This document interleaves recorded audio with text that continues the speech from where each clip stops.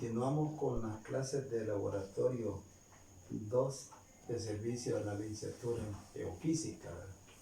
En primera instancia, pues quiero hacer, nomás antes de analizar esto, un comentario sobre el primer parcial sobre fundamentos de electricidad. Pues, ¿verdad? Como que en el primer parcial no se demostró mucho cómo eran las aplicaciones, ¿verdad? Pero en la repetición, pues, aquellos que lo repitieron, hubieron un par de compañeros que lo aprobaron y quizás no lo repitieron, no estoy seguro si todos lo repitieron, pero independientemente de eso, ¿verdad? Felicitarlos porque se vio que agarraron cómo era la cuestión de los circuitos, los conceptos de voltaje, de resistencia y todo eso, ¿verdad? Bien.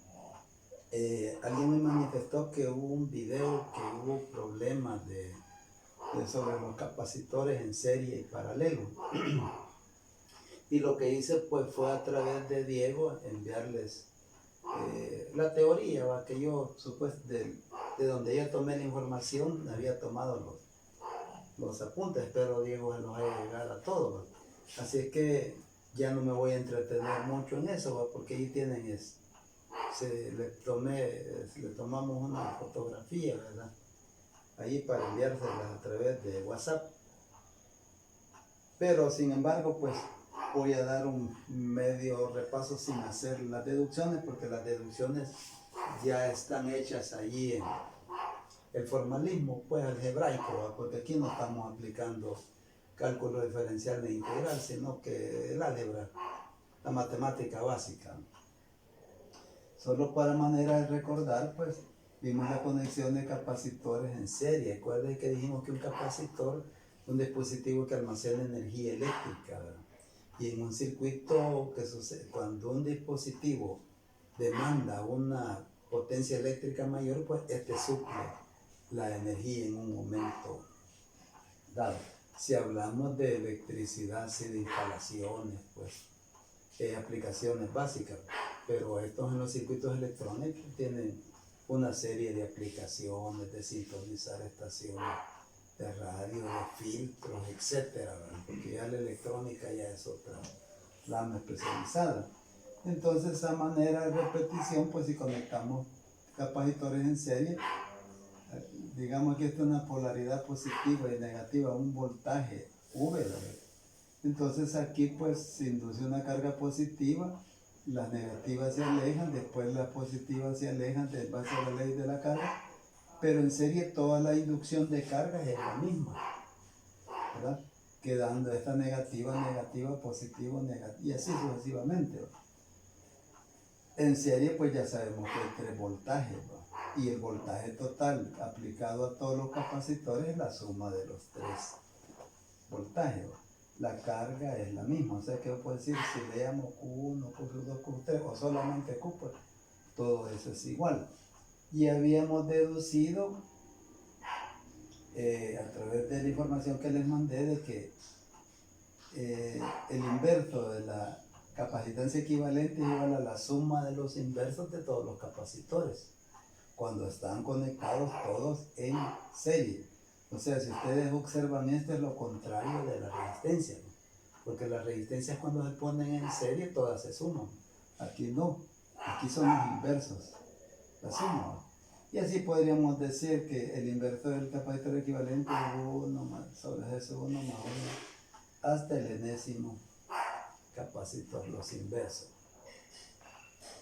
Así que queremos disminuir capacitancia, pues tendríamos que hacerlo así, ¿va? Porque la capacitancia equivalente que quedaría aquí va a ser menor que la menor capacitancia del capacitor de los capacitores que estén conectados. Entonces ya aquí tenemos la ecuación central, ¿va? Capacitores en paralelo. Recuerden que serie significa uno después de otro y en paralelo uno a la par de otro. Ahí tenemos 3 capacitores, esos unos, esos dos en paralelo. Se demuestra pues que si están conectados en paralelo es parecido a sumar resistencias, ¿verdad? En paralelo se suman todas las capacitancias. O sea que si queremos aumentar capacitancia, conectemos capacitores en paralelo. Y la C equivalente sería la sumatoria, de I igual a 1 hasta el enésimo capacitor, C sub I. Si las capacitancias son diferentes, las cargas van a ser diferentes, ¿verdad? Ahora, si todos los capacitores casualmente tuvieron la misma capacitancia, las cargas van a ser iguales. Pero la carga total del capacitor equivalente, ¿verdad? Porque acuérdense que aquí se cumple como la resistencia, ¿verdad? Que aquí pues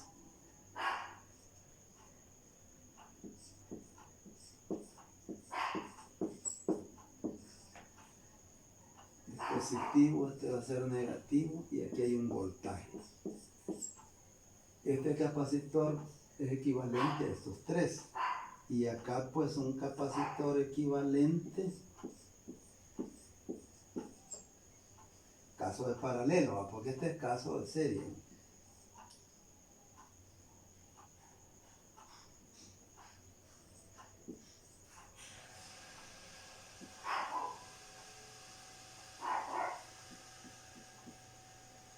Ahora bien, aquí pues como todo circuito paralelo, el voltaje que le llega a los capacitores es el mismo voltaje. Eso ya lo tendremos, que el voltaje 1 es igual al voltaje que le llega a 2, a 3, y este sería el mismo voltaje. Entonces este sería, conectado en paralelo, ese equivalente que haría la suma de todos los capacitores. Bien, de esto ya le envié a Diego, como también a Diego se le envió a través de Jonathan Alejandro, ¿verdad? La guía número 3 de Laboratorio 2, que es un ejercicio sobre circuitos de capacitores o cálculos de capacitancia, voltaje, etcétera. Entonces, a esa guía que le mandé, yo también le he mandado algunos problemas seleccionados, resueltos.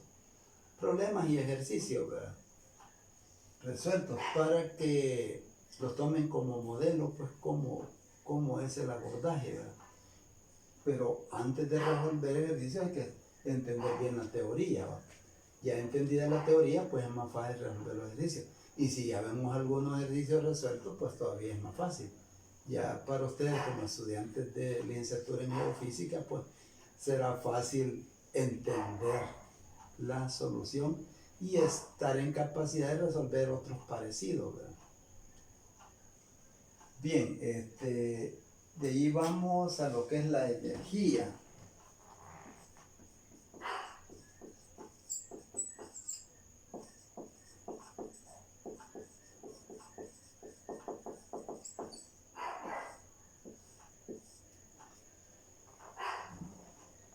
Acuérdense que cuando se le pone un voltaje a un capacitor, empiezan las placas, ¿verdad?, a cargarse. Si hablamos de corriente directa, pues uno carga positivamente y negativo. Ya cuando ya no acepta más carga, queda ya cargado el capacitor. Incluso lo podemos desconectar de la fuente y el capacitor tiene un voltaje, ¿verdad? O sea de que si yo lo toco con las manos, la carga eléctrica que tiene se descarga en mí. Por eso hay bastantes aparatos de electrodomésticos, más que todo en aparatos de sonido, televisores.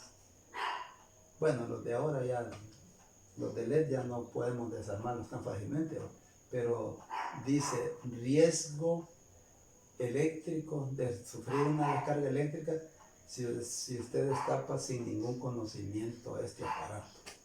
¿Por qué? Porque cuando un aparato que tiene capacitores está trabajando, quedan los capacitores cargados.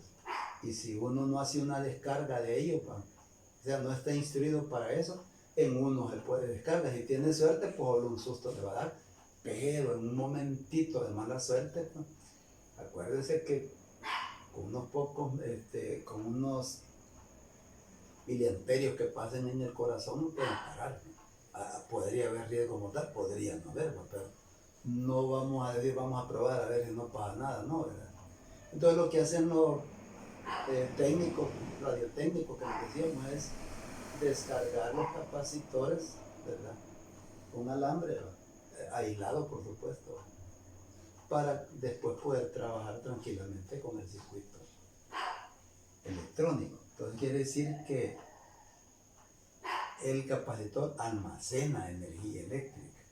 Ahora, aquí hay una fórmula, ¿va? Acuérdense que es la fórmula general: carga igual capacitancia por voltaje. Si despejo la capacitancia me sale esa Q sobre V y V igual Q sobre C. Ahí está ya deducido en la información que les mandé que la potencia de un capacitor es un medio de la capacitancia por el voltaje elevado al cuadrado. Si yo a esta ecuación le aplico aquellas otras, puedo lograr demostrar que potencia también es igual a un medio de la carga por el voltaje. Ya no voy a poner delta, sino que una V mayúscula ya lo vamos a entender. Como estamos trabajando en forma técnica, vamos a evitar un tanto el formalismo.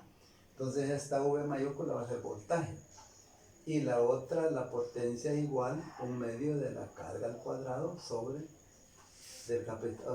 la capacitancia. Entonces aquí tenemos potencia en función de capacitancia y voltaje. Allá tenemos potencia en función de carga y voltaje. Y aquí tenemos potencia en función de carga y capacitancia.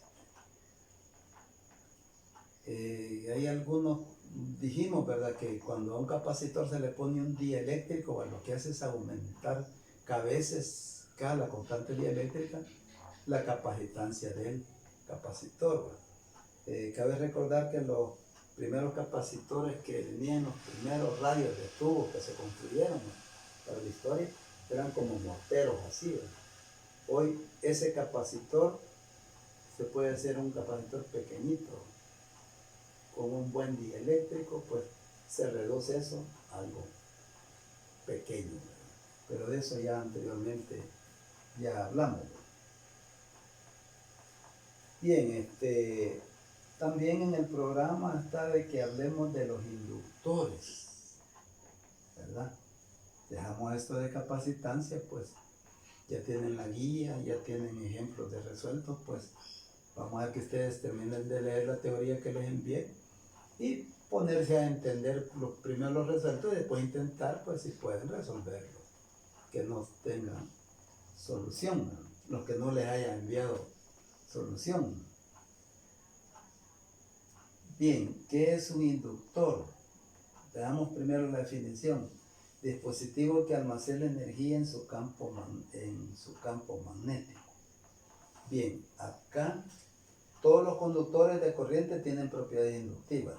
Se aumenta el efecto inductivo si el inductor se forma en una bobina cilíndrica con muchas vueltas. Cuando una corriente pasa a través de un conductor, alrededor de él genera un campo magnético, en forma de, son círculos, y a medida que aumenta la distancia disminuye la intensidad del campo magnético. O sea, es la relación entre magnetismo y electricidad. Entonces, a más me acerque al conductor, más intenso va a ser el campo magnético. O sea que si hay una línea de alta tensión, pues por eso se les pone cerca, ¿verdad? Para estar a una distancia, pues que no me va. Pero si yo me acerco y tengo por casualidad todavía un objeto metálico, el campo magnético del conductor me puede inducir una corriente, ¿verdad?, que puede ser mortal también, ¿no? Por eso es que las subestaciones pues están cercadas, ¿va?, para evitar que el que no conoce, ¿va?, o también, ¿verdad?, alguien está trabado una piscucha con el hilo en un cable de alta tensión y llega con una varilla metálica, aunque no lo toque y llegue cerca, le puede inducir una corriente a través de la varilla, ¿verdad? Muchas veces el desconocimiento, pues, cuánta gente ha tenido estos accidentes, unos fatales, otros pues se han recuperado la gente, etc. Entonces acá pues un inductor, como que yo enrollo una bobina aquí, y si tiene todavía un núcleo de material ferromagnético, los materiales ferromagnéticos son los que están combinados con el hierro, dulce, acero, etc. entonces esto se forma como un electroimán. Al hacer pasar corriente, esto genera un campo magnético. Por eso dice ahí, y ese campo magnético es inductor. Eso es lo que se conoce como un inductor, ¿va? Y después nos vamos a dar cuenta que un inductor puede ser que un dispositivo que no lo queramos someter, los relays que dicen los electromecánicos, ¿va?, a una gran corriente en el contactor, ¿va?, le suple la energía, pues, para hacer que funcione determinado dispositivo en el carro. Se aumenta el efecto inductivo. Si yo doy unas pocas vueltas va a tener algún efecto inductivo, pero si yo hago más vueltas va a tener más efecto inductivo. Y eso después lo vamos a ver, que de acuerdo a la ley de Faraday de inducción, ¿va?, por ejemplo en los transformadores, que son máquinas eléctricas, ¿va?, hay un bobinado primario y secundario, hablando del básico. Entonces, al pasar una corriente en un bobinado, induce corriente en el otro y no tienen conexión alguna, sino que por inducción sale corriente y voltaje al otro lado, o sea, en el secundario. Algunos transformadores vamos a ver que son elevadores y otros son reductores. Quizás en esto de los transformadores sí vamos a poner vamos a hacer algún énfasis, porque acuérdense que la transformación está en la geotérmica, en las hidroeléctricas, ¿no?, en las térmicas. O sea que siempre se va a estar teniendo corriente alterna, ¿va? Y otra cosa, esto funciona estrictamente con corriente alterna. Y elevamos la corriente, ¿va?, para no tener pérdidas en las líneas de alta tensión, ¿verdad? Si póngale, están manejando los generadores voltajes de 9000 voltios y yo quiero y se pueden elevar hasta 60.000 voltios. Pues depende de las relaciones que hayan, ¿verdad?, y la construcción de líneas que se estén, ¿verdad? Las líneas de alta tensión, pues acuérdense, un base aluminio, pero en el centro lleva un alambre de acero. No cualquier viento lo fatiga y se quiebra y puede producir cualquier accidente, ¿verdad? O si no hay nadie en el lado, interrumpir el servicio eléctrico. En el centro llevan un cable de acero. Bien, pero eso posteriormente. Después vamos a ver pues cómo se comportan los inductores en serie, paralelo, también, ¿va?, para que después lo que es un solenoide, pues, lo que es un solenoide es un inductor prácticamente, ¿va?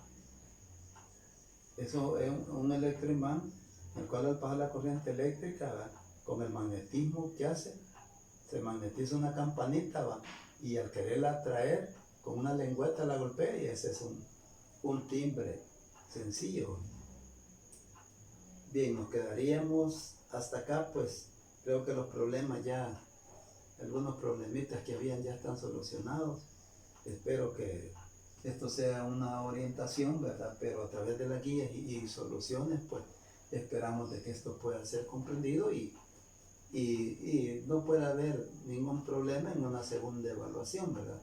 Recuerden que la primera evaluación vale 30, la segunda 30, y lo demás pues yo voy a ver qué forma de evaluación, ¿verdad? Tal vez la última evaluación sería una cuestión práctica, que cada quien haga sus cálculos en su casa. Yo voy a dar las orientaciones y lo trataríamos de hacer más práctico. Es más, quiero decirles que el jueves a ponerles un video de capacitores, ¿verdad?, para que se vea esto en lo práctico y también al mismo tiempo los cálculos. Así que gracias por su atención, ¿verdad?